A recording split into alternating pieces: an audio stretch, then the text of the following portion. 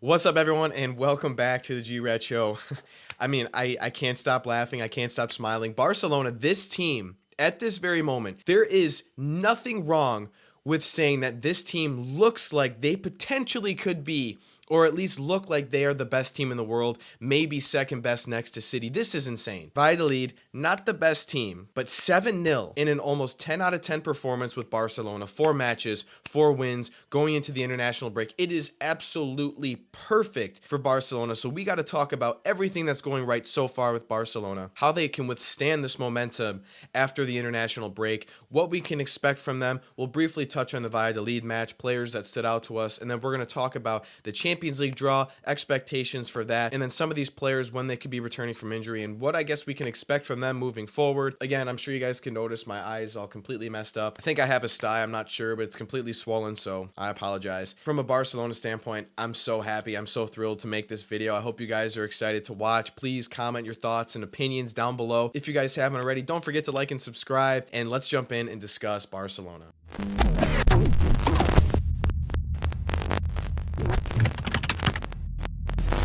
This is insane. I know they're not a great team, Valladolid. Real Madrid beat them 3-0, and let's be honest, Real Madrid, it wasn't a convincing win. It wasn't, and one of their goals they scored was Hendricks, and it was like a consolation goal with like 2-3 minutes left in the match. Barcelona, they just look so complete.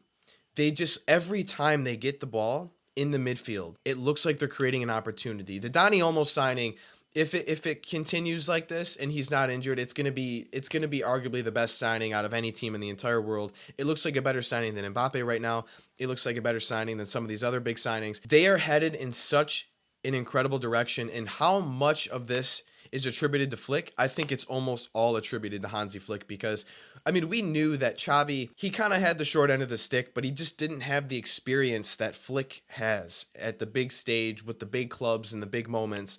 And it's basically the same team as last year, plus Dani Olmo, right? And then obviously Casado, Bernal, but this is insane. And this match, again, it's not against the best team, but the Raphinha haters, can we all agree that Raphinha is proven he deserves to be on Barcelona? He deserves to play, and at this point, I'm 110% behind Raphinha starting as a left winger, and if they don't go out and sign one, if this team is healthy, they're completely fine. Raphinha is just the energy, the runs he makes, the chances he can create. He had the great assist at the end of the match to Ferran Torres.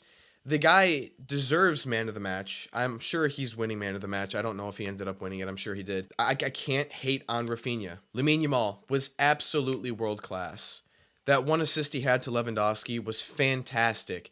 The other assist he had, was it Dani Olmo when he played that through ball? I don't remember. He had that other second assist too.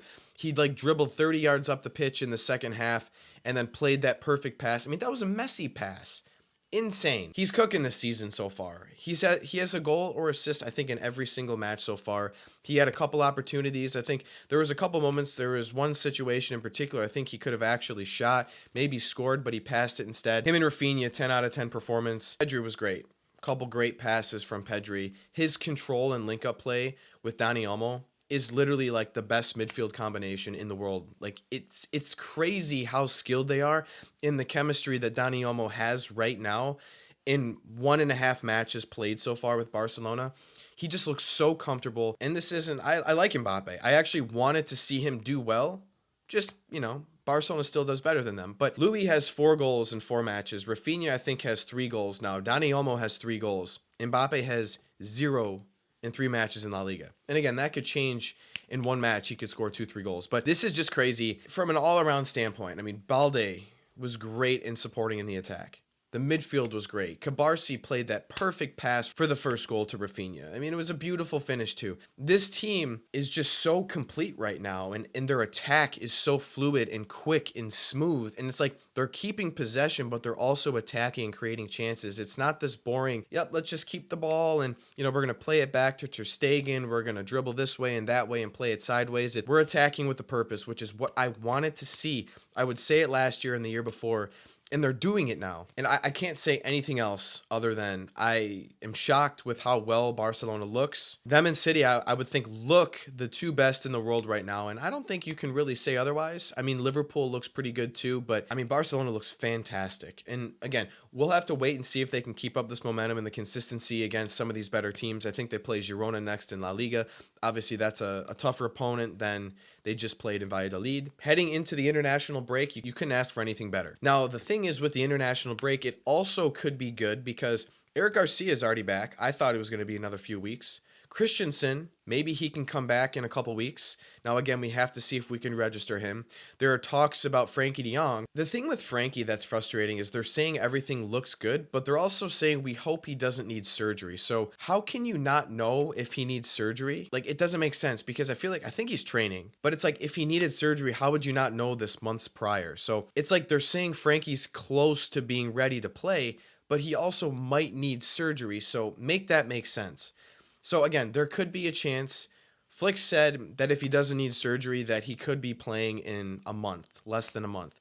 Gavi could be back in 4 or 5 weeks. I mean, this team looks this good without Frenkie, Gavi, or Araujo. Let's just put that into perspective. So there could be 2 or 3 players that are important players in the squad back in a month and a half. And imagine how much better Barcelona's going to be. That's more squad depth. And then heading into the Champions League, that's even bigger. So it's already looking good, and it could start looking even better with Barcelona once these players start returning. I mean, imagine this team with Gavi and Araujo and Frenkie de Jong. I don't know how much better they can look, but it's going to be even better. Now, last is the Champions League draw. I'm happy with it. I'm glad we're playing Bayern. I want to play them. I want to beat them. We haven't beaten Bayern in years. We get embarrassed by Bayern. Lewandowski's going to want revenge. Flick's going to want to win. This team is playing at home. I don't particularly think this is a stronger Bayern squad. Again, I think they're a very good team. But in terms of the last 10 years, this is probably one of the weaker sides they've had.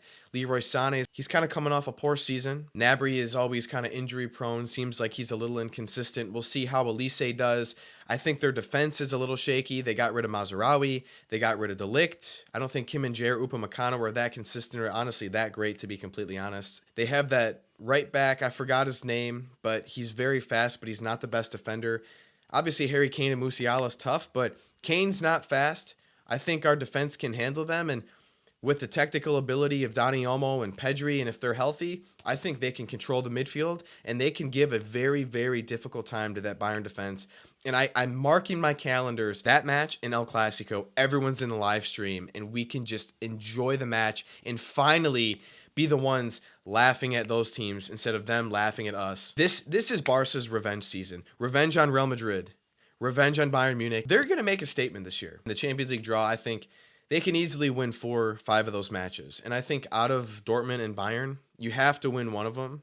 And I think out of Benfica and Atalanta, you have to win one of them because they're going to beat young boys. I don't have it up right now, but they should be able to at least win 4 matches, draw the rest. I mean, stuff happens. They'll probably lose 1, maybe 2, but with the way this team plays and if the team is back and completely healthy, there's no reason why this Barcelona team can't 5 or 6 of those matches. I think it's extremely doable. So let me know what you guys are thinking right now. Where are your heads at? How do you think the rest of the season can go? I mean, again, it's such a long season. There's so many matches to be played. I don't want to jinx it, but injuries could happen. They probably will happen. Are we going to get Gavi and Frenkie back? Could there be a surgery for Frenkie? And if they come back, how long is it going to be until they're 100%? Can Barcelona actually beat Bayern? Can they beat Real Madrid? So there's a lot of ifs, ands, or buts. This is a perfect start to the season. We have Flick to thank for so much of this that's happening and that's going well for Barcelona.